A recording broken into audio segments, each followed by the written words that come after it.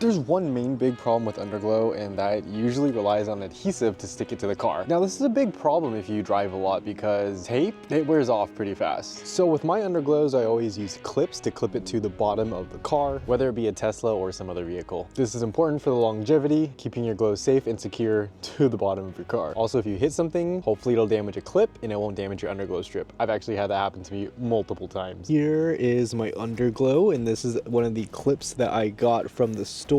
It looks like that, and it just clips over the Underglow, and it has two little screw holes. Now there's absolutely no reason for this except for the fact that it might be cheaper and I want to try to make my own, so I'm gonna try to make my own. I have a pair of calipers with me and I'm just gonna measure the glow so that I can get a great fit to when I need to screw them on. Turn these bad boys on, zero it out, let's unlock it, and then we're just gonna go to town measuring it this way and then also measuring the height of the glow, probably estimating because can't really get under there. All right, so I'm done measuring and we have about 13 across and then 6 inches up. Now another reason why I'm doing this is because I realized that this is cracked. You see that? I think it's cracked because it's plastic. Plastic over time breaks and it's brittle. It's hard plastic. So I'm not going to be using hard plastic. I'm going to be using TPU, and this is a rubber filament, and hopefully the rubber will last longer. It's supposed to be more durable than other basic brittle plastics. So hopefully it won't be brittle, it won't break. So that's the plan. So mine will be better.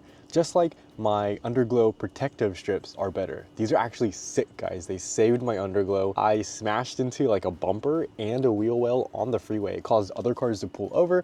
I didn't because I'm a G. I also wanted to get home. It was really late, but I did not have that much damage. Actually, I had a little bit of damage. I'll put a clip up right now. Oh yeah, it scuffed a little bit of the paint for sure. I'll have to check on that. And then underneath is all scraped. My Underglow, you see how I have this strip hider for the rest of it? Well, right here, it actually pulled the Underglow and I stuck it back to the car, but when this part was dangling, which it was, when this part was dangling, it's like purple. So there's a bad connection now inside of here. So yeah, that was the damage. If you want to see how I fixed it and made the V2 of my Underglow protective strips, check out that video in the description below. All right, so let's go inside and start catting out these little strip holders. All right, guys, so this is the Underglow clip. This is pretty much it. So I have it loaded in Autodesk Fusion 360. This is what it looks like. So here's your little 360 spin view. Whoa. Okay, let's get into the sketch now. So the sketch is gonna look something like this. Here are all the dimensions.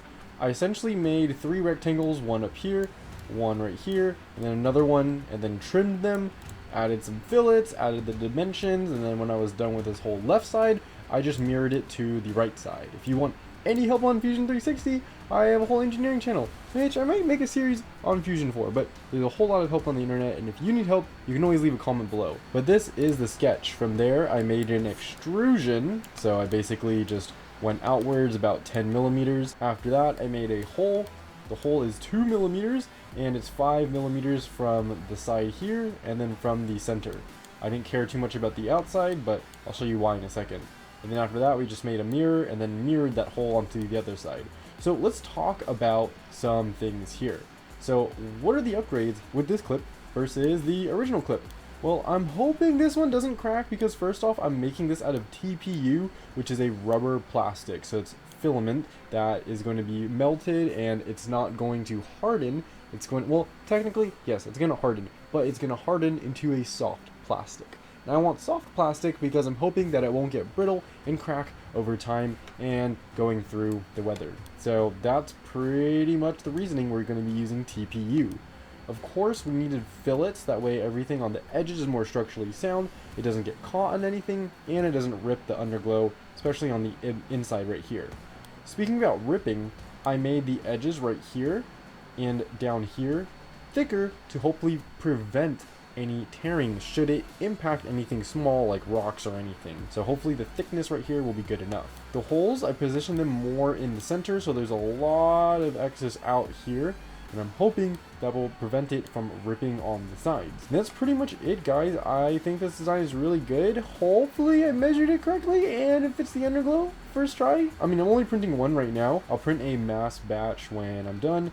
These are so cheap, they take up like nothing. In fact, if we go to my software right here, I'm just printing one on the side right here. It only takes 2 grams of filament. So I'll print that and we'll put it on the car and see how it looks. All right guys, so I made the clip. So you can see I've clipped the damaged part together already with some other clips I had lying around because I needed that fixed ASAP. But if you look at these plastic clips, you can see how thin they are compared to the one I made. This one's a lot thicker. So hopefully that means they won't be as brittle and break as easily as you saw on the other side. And when I talk about braking and all that stuff, I mean just by like being out, driving around, it has to survive the wilderness, especially with all I do, and in case of impact. So if it does hit something, especially on the sides, because the sides don't have these strip protectors, hopefully this will help out a little bit. Now the screws I'm using are flat at the top, so they're not self-tapping, which means I'm gonna have to drill a little bit underneath here, which is fine. That's just to get the screws to go in. If you do have self-tapping screws, you could just screw it right in. I'm using this flexible head with my screwdriver. That way I can, bend it up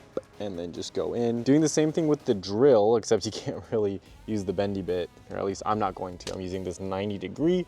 That way I can get underneath the car super easily. So yep, that's how I'm going to install this guy. All right guys, so in the car I put the clip up to the underglow, and honestly I did this the wrong way. You should probably not put the screws in initially. Use this as a template to where you're going to screw into the side skirt of the car, the black part, screw through the clip, and then once you get your holes lined up, you can just put the screw in and screw through all that. So I ended up not using the screwdriver. I just put the bit in the drill and used the 90-degree from that. Power tools, guys, you gotta love them. Makes everything way easier. And then I drilled the second hole on the other side and put the clip in. Before I screwed it in all the way, I put some silicone since I'm at the end and my end was kind of flopping around a little bit because I hit something. I put some silicone at the very tip of it just to have it adhere to the bottom as well as being clipped in. Because I have trust issues. Feel a whole lot better now though. And then I just screwed the rest of it in. Oh yeah, that's not going nowhere. All right guys, I am pretty confident with that. You can check out the difference right there. The one on the right here, the one that's store bought, you can see that there's a crack on the part where the screw is. And again, that's just because it's hard plastic. I mean, it's bound to happen. Yeah, you can see that that is broken on the side. Now with the one we just installed, the one I made, check that out. It's not focusing great, which sucks, but you can see that it's